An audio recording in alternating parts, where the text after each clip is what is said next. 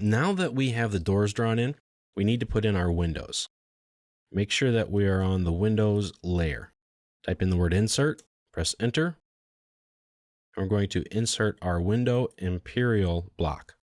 Click OK. And insert it right there. I'll use the rotate command, press return, select the block, click on the midpoint, and then just type in 90 degrees. Now I want this to be centered, so I'm going to use the move command, select my window, pick it from the endpoint or midpoint right here, and type in MID. Make sure I go to the midpoint of this white line right there.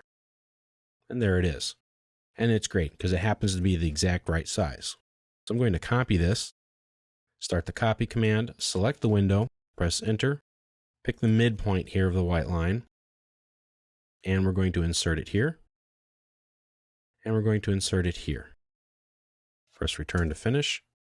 And that's great because our window is perfectly the right size, no adjustments needed there. So the windows are nice and quick and easy. And our drawing is really starting to take shape. So the next thing that we need to do is to draw our chair. So let's change our layer again, put on the chair layer. Insert, enter. Now let's pick our chair. OK.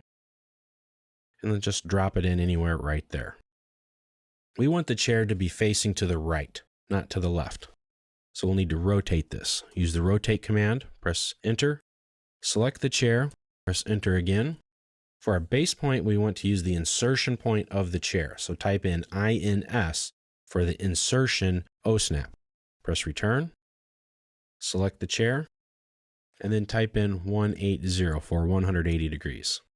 Flips it all the way around. And now we need to put in some rows and columns of chairs. So for that, we're going to use the array command. In fact, we're going to use the rectangular array. Start the rectangular array command, select the chair, press enter, and well, we need a few more of these. So click on that arrow. That looks good. Click here, stretch it out. That's the way I like it. Press enter, and there are our chairs.